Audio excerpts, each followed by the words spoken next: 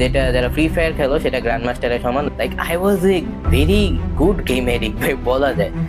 খুবই বাজেভাবে game addiction ছিল আমার, প্লাস সোশ্যাল মিডিয়া এডিকশন তো ছিলই ভাই। ফ্রেন্ডরা একজন আর একজনের রিল পাঠাইতাম। আমার পাবজিতে কনকিউর করা আছে।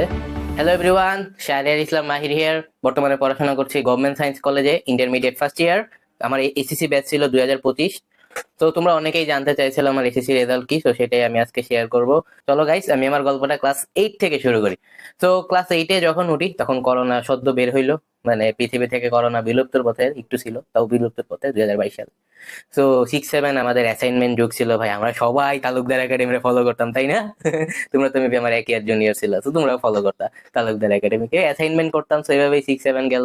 দেন 8-এ উঠলাম। 8-এ এসে টুকটাক পড়াশোনার সাথে ছিলাম, তাও হতো না, কারণ ওই লকডাউনের যে রেসটা, সেই রেসটা থেকে গেছিল। আমি যদি বলি, I was a game addict and social media addict. Like ভয়ানক ভাবে আমি গেম খেলতাম বলার বাহিরে। লাইক ক্লাস 9-10 পর্যন্ত আমার পাবজিতে কনকিউর করা আছে। যেটা যারা ফ্রি ফায়ার খেলো সেটা গ্র্যান্ড মাস্টারের সমান। কনকিউর পাওয়ার জন্য বা কনকিউর হওয়ার জন্য ওয়ার্ল্ডের টপ 500-এ আসা লাগে। ওয়ার্ল্ডের টপ 500-এ সার্ভার রিসেট হওয়ার আগ পর্যন্ত থাকা লাগে। সো ওয়ার্ল্ডের টপ 500-এ কারা থাকতো তা তো তোমার জানাই আছে কারা থাকবে। আমি একটা 3 জিবি র্যামের ফোনে, ফোনের মডেলটা ছিল রিয়েলমি 5। তো ওই ফোনে আমি পাবজিতে কনকিউরটা করি মূলত। So it was tough to be honest, কারণ 3 জিবি র্যামের ফোনে একটা কনকিউর লবি, তাও পাবজির মতো একটা গেম, ভালোই কষ্ট হইতো আমার। আর তারপর I love that game. Like I love games ভাই। আমার তখন পিসি ছিল না। তো পিসি গেমস গুলো আমি জাস্ট মোবাইলে লাইভ স্ট্রিম দেখতাম ওই ছোটবেলা থেকে। লাইক আফসোস হইতো কবে যে একটা পিসি হবে আমার, আমি গেম খেলবো। লাইক আমি ছোটবেলা থেকে কি করতাম, আমি লাইভ স্ট্রিম দেখতাম, মানে প্রচুর গেমিং লাইভ স্ট্রিম দেখতাম। তো ওই জায়গায় দিয়ে আমার যে ইন্ট্রোটা তোমরা প্রিভিয়াস ভিডিও গুলোতে দেখতে দেখি, hello guys, sorry, hello WhatsApp everybody, S M Mahir over here with daily YouTube live streams and more. So ওই জায়গা থেকে ইন্ট্রোটা আসছে, গেমিং ইন্ট্রো, সবাই বুঝে গেছো। আমি স্ট্রিম দেখতাম ওই জায়গা থেকে, আছে মিরর নিউরন কাজ করছে এই জায়গায়। তো এইভাবে আমি ভয়ানক ভাবে গেম এডিক্ট ছিলাম। দেন 9-এ উঠলাম। 9 ওই পরিবার সবার চাপে, সবাই তো সমাজ পরিবার যারা আত্মীয় স্বজন আছে সবাই বললো যে সায়েন্স নিতেছো, সেভাবেই সায়েন্স নিলাম। তো শুরুতে অত বেশি পড়তাম না টু বি অনেস্ট। আমি 9-এ অত পড়িই নাই। আমি তো এর আগের ভিডিও গুলো তো বলেছি। আমি মূলত কি করতাম, আমাদের কিছু কিছু টিচার ছিল যারা পরীক্ষার সাজেশন দিয়ে দিত। লাইক সাজেশনস তো দিতই, ওটা সাজেশনস এর নামে প্রশ্ন ছিল বলা যায়।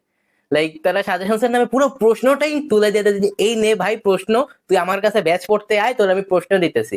তাছাড়া ভাই ওইসব কোচিং এ তো ছেলে মেয়ে একসাথে পড়াইতো, so ওই দিক দিয়েও আলাদাই। লাইক আরেকটা জিনিসও ছিল, উনার ওই জায়গায় যারা পড়তো না তারা নিজের পরীক্ষার খাতা নিজেরাই দেখতো।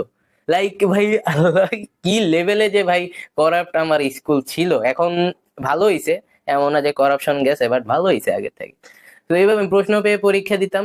আমি ওনাদের কাছে ব্যাচ পড়ি নাই কখনো 9-এ। আমি প্রশ্ন পেয়ে পরীক্ষা দিতাম, ওইভাবে কালেক্ট করতাম ফ্রেন্ডদের থেকে যারা ব্যাচ পড়তো।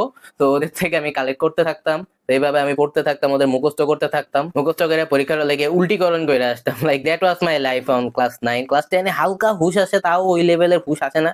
ওইভাবে প্রশ্ন পেয়ে পরীক্ষা দিতেছিলাম। তো এখন আসি ক্লাস 9-এর হাফ ইয়ারলিতে ভাই টেনে টুনে পাস করি, এরকম কয়েক মার্কের জন্য পাস এসে বলে। এরকম ওই প্রশ্ন পেয়েই এই অবস্থা ছিল। লাইক এমসিকিউ তে পাস মার্ক তুলতে পারলেই খুশি, এমন একটা সিচুয়েশন। এমসিকিউ তো পড়তামই না, আশেপাশের আশায় চলে যেতাম। তো এইভাবে 9-এর হাফ ইয়ারলি গেল। দেন আসলো আমাদের ইয়ার ইয়ার ফাইনাল, যেটা 9-এর বার্ষিক পরীক্ষা। তো 9-এর বার্ষিক পরীক্ষায় আমি টু বি অনেস্ট ফেল করতাম যদি আমি প্রশ্ন না পাইতাম। তো ওইভাবেই আমি প্রশ্ন পেয়ে সারাটা জীবন পরীক্ষা দিয়ে আসছি। দেন 10-এর পিটে গেল, ওই জায়গায় সেম টেস্ট আসলো ওই জায়গাতেও। তো টেস্ট যাওয়ার পর আমার তো মানে পুরা লাইফটা অগোছালো ছিল। লাইক আমি গেম এডিক্ট ভাই। Like I was a very good game addict ভাই বলা যায়। খুবই বাজেভাবে গেম এডিকশন ছিল আমার, প্লাস সোশ্যাল মিডিয়া এডিকশন তো ছিলই ভাই। ফ্রেন্ডরা একজন আর একজনের রিল পাঠাইতাম। এই গেম ভালো না লাগলে বলতাম ভাই মাইনক্রাফটে আস। এইভাবে ভাই ভয়ানক বাজেভাবে গেম এডিক্ট ছিলাম। লাইক আমি আমাদের পরীক্ষার আগে, এসএসসির আগেও আমি এইভাবে গেম টেম খেলে বেড়াইতাম। লাইক অত সিরিয়াস ছিলাম না। তারপর এই যে এই টাইমটাতেই আমি মনে করে ইউটিউবে সবার গাইডলাইন দিয়ে বেড়াইতাম। লাইক বিভিন্ন যে এডটেক প্ল্যাটফর্মরা যে গাইডলাইন গুলা বানাইতো বা যে ভিডিও গুলা বানাইতো, বিশেষ করে তাদের ভিডিওটা দেখতে থাকতাম। লাইক ইন্টেলেকচুয়াল পর্ন, আমি এটা নিয়ে পুরো একটা ভিডিও বানাইছি। ওই ইন্টেলেকচুয়াল পর্নের যে জিনিসটা এমনি পর্ণাসক্তির মতো হয়ে গেছিল আমার বলা যায়। তো এইভাবে শুনতে শুনতে দেখতে দেখতে হঠাৎ একদিন সায়েন্স বেকারি নামে একটা চ্যানেল আসে, কারণ আমি একটা জিনিস সার্চ দিছিলাম, সেটা হলো যে ফিজিক্স বই রিডিং পড়া উচিত কিনা আমাদের। ভাই ফিজিক্স বইরে তো চিনাই, এত ফালতু একটা বই। যাই হোক, মানে পরে ওই যে ওই ভিডিওর মাধ্যমে চিনলাম, পরে ওই জায়গায় কয়েকটা ভিডিও দেখতেছিলাম ওই চ্যানেলে, ওই জায়গায় মেন্টরশিপ জিনিসটা উল্লেখ ছিল। তো মেন্টরশিপ মানে আমি বুঝতে পারতেছেন যে টিচারের সাথে সরাসরি কমিউনিকেট করতে পারবো। এটা আমার কাছে একদিকে ভালো লাগছে, কারণ কি হচ্ছে জানো, আমার ক্লাস 9-10-এ কিন্তু বাসায় স্যার ছিল না, আমি অফলাইনে ব্যাচ পড়তাম ওইভাবে, অনলাইনে তেমন কোর্স কেনা ছিল না ওই টাইমটাতে আমার বলা যায়। তো এইভাবে মানে অফলাইনে ব্যাচ পড়তাম, আর ওই যে প্রশ্ন ভাবে পরীক্ষা দিতাম, ওইটা তো আছেই। তো এইভাবে ভাবলাম যে একটা টিচার রাখলে মেবি ভালো হয়, যার থেকে আমি গাইডেন্সটা নিতে পারি, লাইক আমার গাইড করার কেউ ছিল না গাইড করার। সো সেদিক দিয়ে আমি সায়েন্স বেকারির এসিসি মেন্টরশিপটা নেই। সায়েন্স বেকারির ফাউন্ডার হলো ইশতিয়াক সাকিব ভাইয়া, উনি একজন internationally certified neuro science coach. তো ওই দিক দিয়ে আমি তাকে আমার প্রবলেম গুলো শেয়ার করি যে ভাই এই প্রবলেম চলতেছে লাইফে।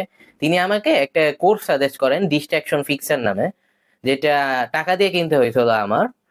ডিস্ট্রাকশন ফিক্সার কোর্সটা আমি করলাম, করার পর আমার টু বি অনেস্ট ডিস্ট্রাকশন একেবারেই কমে গেছিল, লাইক আমি আর গেম খেলতেছিলাম না, আই ওয়াজ ফোকাস যে ভাই তোর আর একটা মাসের মতো বাকি আছে, এই রোজাটা গেলেই তোর ঈদের 10 দিন পর পরীক্ষা, আমাদের 1 তারিখে ঈদ ছিল, 10 তারিখে পরীক্ষা দিছে। সো তোর এখন পড়তে হবে। ওই কোর্সটা করার পর লাইক আমার থিঙ্কিং ক্যাপাবিলিটি, লাইক থিঙ্কিং আলাদা হয়ে যায় ডিস্ট্রাকশনের প্রতি, লাইক আমি বুঝতেছিলাম এই জিনিসটা আমার জন্য খারাপ আর এই জিনিসটা থেকে আমার দূরে যাওয়া উচিত। So ওইভাবে আমি আস্তে আস্তে এই জিনিসটা থেকে দূরে চলে যেতেছিলাম, লাইক গেমিং থেকে, কারণ এখন আমার পড়তে হবে, সামনে বোর্ড এক্সাম আমার। তো ওই কোর্সটা করার পর মানে আমার লাইক ডিস্ট্রাকশন কমে গেছিল এবং আমি পড়াশোনায় ফোকাস করতে পারতেছিলাম, এবং 14-15 ঘন্টা পড়তে পারতেছিলাম লাস্টের দিনগুলাতে, এই টাইমগুলাতে তোমরা এখন যে সময়টাতে আসো 14-15 ঘন্টা আমি পড়তে পারতেছিলাম ওই কোর্সটা করার পর। তো ওই কোর্সটা আমার টাকা দিয়ে কিনতে হয়েছিল, বাট আমি আমার হোয়াটসঅ্যাপ বা টেলিগ্রাম চ্যানেলে সেই কোর্সটা ফ্রিতে দিয়ে দিব। ওই লিঙ্কটাতে ক্লিক করলেই বাই নাও ফর ফ্রি, ওই বাটনটাতে ক্লিক করবা, তাইলেই ঢুকতে পারবা। ইটস ভেরি সিম্পল, লাইক ওই নিজস্ব ওয়েবসাইটে তোমরা ক্লাস করতে পারবা। সো আমি সেটা আমার হোয়াটসঅ্যাপ আর টেলিগ্রাম চ্যানেলে দিয়ে দেবো না, link will be in the description below, join হয়ে যাও। অনেকেই আছে, অ্যারাউন্ড 1000-এর মতো মেম্বার হয়ে গেছে। আমি কখন লাইভ তৈরি করতে আছি সেটা আমার হোয়াটসঅ্যাপ আর টেলিগ্রাম চ্যানেলে জানাই দেয়, so it will be very helpful for you guys. So ওই পেইড কোর্সটা আমি ফ্রিতে আমার হোয়াটসঅ্যাপ আর টেলিগ্রাম চ্যানেলে দিয়ে দিব, জয়েন হয়ে যাও। সো এইভাবেই আমার বোর্ড এক্সামের আগের জার্নি গুলা গেল, দেন বোর্ড এক্সাম আসলো। আমার চুল তো আপাতত বড়, আমার কেমিস্ট্রি পরীক্ষার দিন একটা ঘটনা আমি বলি।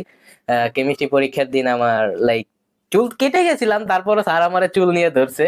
পরে আমার ফ্রেন্ডরা কি বলতো, আমি ওই সময় কি করছিলাম, আমি উদ্বাসে মডেল টেস্ট দিতাম। তো আমি যে স্কুলে আমাদের পরীক্ষার গার্ডটা পড়ছিল, ওই জায়গায় সবাই পরিচিত ভাই, আমার আশেপাশে সবাই পরিচিত। লিটারেলি আমার পাশে যে বসছিল, আমি তো এক বেঞ্চে বসছিলাম, আমার পাশে যে বসছিল আমার বেঞ্চে, ওর বাসা আমার বাসা থেকে 2 মিনিট দূরে। লিটারেলি ভাই আমরা একই মসজিদে নামাজ পড়ি, ওর সাথেই ওই আমার তারাবির পার্টনার ছিল। সো এত মানে সবাই পরিচিত আমরা একজন আরেকজনের। পরে ওই দিক দিয়ে আমার এক ফ্রেন্ড নিয়ে, ওই দিক দিয়ে আমার এক ফ্রেন্ড বলতেছে স্যার যে স্যার ওর চুল তো আরো বড় ছিল, আপনি তো দেখেন নাই। লাইক ও আরেক স্কুলে ওই যে উদ্বাসে মডেল টেস্টে আমার দেখতো, আমার চুল বড় ছিল। তো এইভাবে আমি পরীক্ষাটা দেওয়া শেষ করলাম। আজ থেকে 1 বছর আগে এই টাইমটাতে আমি মনে হয় 14-15 ঘন্টা পড়তেছিলাম, যেহেতু আমাদের 10 তারিখে পরীক্ষা ছিল, আজকে 2 তারিখ। তো তোমাদের তাও 21 তারিখে দিছে, সো ওইভাবেই তোমাদের সবার জন্য দোয়া রইলো, পড়ো ভালোভাবে। বাট আফটার আমি রেজাল্ট দেওয়ার পর দেখলাম যে আনফর্চুনেটলি আমার বাংলায় কিছু মার্কের জন্য A+টা ছুটে যায়, এই কারণে আমার গোল্ডেনটা আসে না। তো এটা দেখে একটু ডিপ্রেসিং লাগছিল আমার, বাট আলহামদুলিল্লাহ ফর আল্লাহ আমি যে রেজাল্টটা পাইছি, আমার কোনো আফসোস নাই এটা নিয়ে। আমি এখন প্রচুর, শুরুর দিকে একটু খারাপ লাগলেও এখন একদম পুরা আলহামদুলিল্লাহ যে আল্লাহ আমারে যা দিছে তাই এনাফ, কারণ এই রেজাল্টটা আমার বিলিফ সিস্টেম অনেকটা চেঞ্জ করছে বলা যায়। তো গাইস, কেমন লাগলো আমার স্টোরি কমেন্টে জানাও। একটা ভিডিও বানাইতে প্রচুর কষ্ট হয় ভাই, একটা ভিডিও বানাইতে। সো তোমাদের একটা কমেন্টে সেটা প্রচুর মোটিভেটিং করে ভাই, কমেন্টে জানাই দিও, I reply to every comments. আর গাইস আমার হোয়াটসঅ্যাপ আর টেলিগ্রাম চ্যানেলে জয়েন হতে ভুলো না, link will be in the description below. আমি ডিস্ট্রাকশন ফিক্সার কোর্সটা দিয়ে রাখবো না, সেখান থেকে তুমি করতে পারবা। তো গাইস আজকে এই পর্যন্তই, till then tata, bye bye, I'll see you later and peace out.